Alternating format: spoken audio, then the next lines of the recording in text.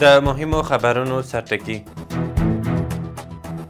د ریاست الوزرا اداري مرستیال سره د ملګرو ملتونو استازي د مخکښې کتنه.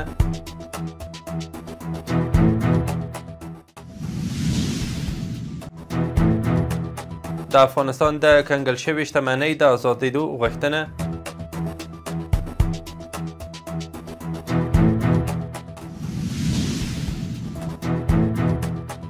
د بلخ هرات ریل پټلۍ د جوړولو پروژه کې د ازبکستان پانګونه.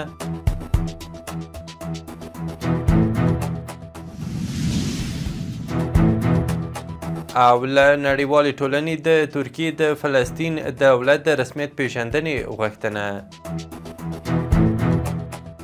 د وګ ټلویزیون درنو لیدونکو سلام، وخت مو بخیر. زه ذبیح الله وصال یم. اوس هم بشپړ خبرونه.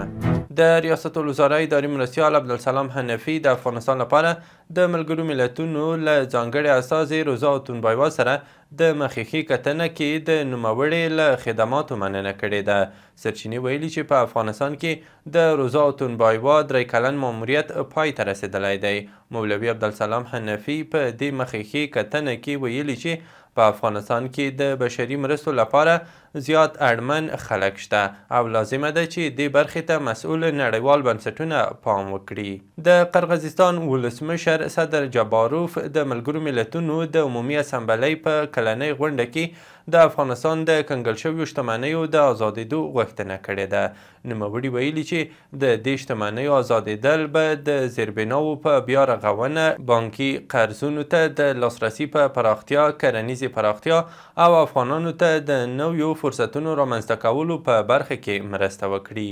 د ټولګټو چارو وزارت په کابل کې د ازبکستان د سفیر په حواله ویلي چې ازبکستان د بلخ هرات ریل پټلۍ د جوړولو پروژه کې د پانګونې چمتووالی ښودلی دی. سرچینې ویلي چې د ټولګټو وزیر ملا عیسی ثاني او د ازبکستان سفیر په دې کتنه کې د حیرتان بندر د دوستي پله د ترمیم په اړه هم خبرې کړې دي. د پاکستان د بشري حقوقو کمیسیون د افغان کډوالو د روغتیایي وضعیت په اړه ژوره اندېښنه ښودلې ده او ویلي دي چې ګڼ شمېر افغان کډوال د پولیسو د نیول کېدو له ویرې روغتونونو ته له تګ ډډه کوي. یاد سازمان په یوه خپره کړې خبرپاڼه کې ویلي چې راپورونه ښیي چې په پاکستان کې یو شمېر ناروغ افغان کډوال د پولیسو له ویرې روغتیایي مرکزونو ته نه ورځي او ځینې روغتونونه له هغو ناروغانو سره د درملنې برخه کې همکاري نه کوي چې د اعتبار وړ ویزې نه لري. د خوړو نړیوال پروګرام د ملګرو ملتونو د بشرپاله هوایي خدمتونو سره د اروپایي ټولنې له مرستې هرکلی کړی دی. د خوړو نړیوال پروګرام د یوې خبرپاڼې په خپرولو سره ویلي چې اروپایي ټولنې د بشري مرستو په برخه کې له افغانستان سره 4 میلیونه یورو مرسته کړې ده. یاد پروګرام د یوې خبرپاڼې په خپرولو سره ویلي چې اروپایي ټولنه به 4 میلیونه یورو چې څه باندې 4.5 میلیونه ډالر کېږي د افغانستان په لرې پرتو سیمو کې د بشري مرستو په برخه کې ولګوي.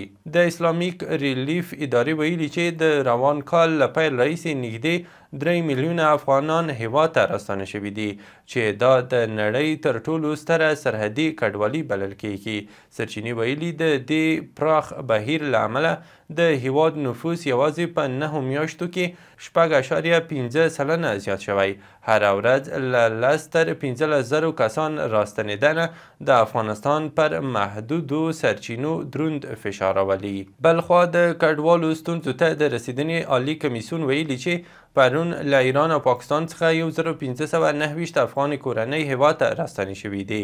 د دغه کمیسیون د معلوماتو له مخې دا کورنۍ د اسلام کلا، ورېښمو پله، تورخم، سپین بولدک او بهرامچې له لارې هیواد ته راستنې شوي دي.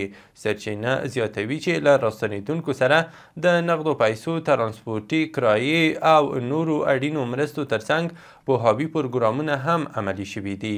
عامه روغتیا وزارت ویلي چې د کونړ ولایت د خاص کونړ ولسوالۍ کمپ کې د زلزله ځپلو درملنې لپاره د $100,000 په لګښت د یو اساسي روغتیايي مرکز د جوړېدو چارې پیل شوي دي.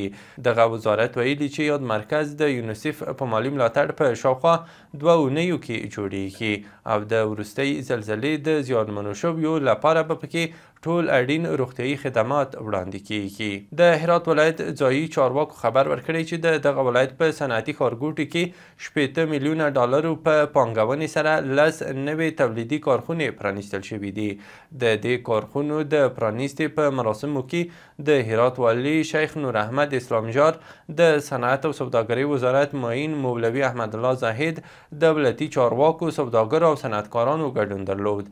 د صنعت او سوداګرۍ وزارت معین مولوي احمد الله زاهد په جوړه شوې غونډه کې ویلي چې هرات د هیواد په کچه د تولید په برخه کې یو ممتاز ولایت دی او ټینګار کړی چې اقتصادي خپلواکۍ ته رسیدل یوازې د کورني صنعت د ودې او ځان بسیاینې له لارې ممکن دي. په غزني ولایت کې د 111 پراختیايي پروژو چارې بشپړې او ګټې اخیستنې ته سپارل شوي دي. د کلیو بیا رغونې او پراختیا وزارت په یوه خبرپاڼه کې ویلي چې دغه ولایت په جغتو ولسوالۍ کې د څه باندې 58 میلیونه افغانیو په لګښت د 111 بېلابېلو پراختیايي پروژو د جوړولو چارې بشپړې او ګټې اخیستنې ته سپارل شوي دي. په دغو پروژو کې کلیوالي سړکونه، پلونه، پلچکونه، استنادي دیوالونه او د اوبو لګولو کانالونه شامل دي. د مسؤلینو په خبره د یادو پروژو د تطبیق په بهیر کې سلګونه کسانو ته د کار زمینه هم برابره شوې وه. په سمنګان ولایت کې د اوبو رسولو د 2 شبکو د رغولو چارې پیل شوې.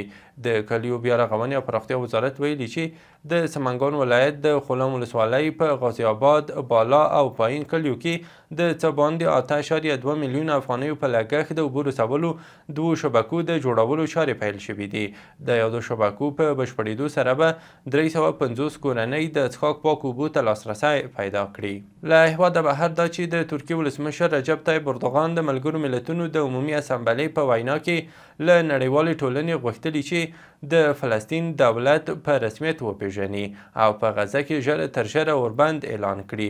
اردوغان ټینګار کړی چې د ملګرو ملتونو اصلي هدف د نړیوالې سولې او امنیت ساتل دي، خو د خبره په غزه کې له 700 ورځو راهیسې نسل وژنه روانه ده او اوس هم د ملګرو ملتونو د غونډې ترڅنګ د غیر نظامیانو ډله وژنه دوام لري.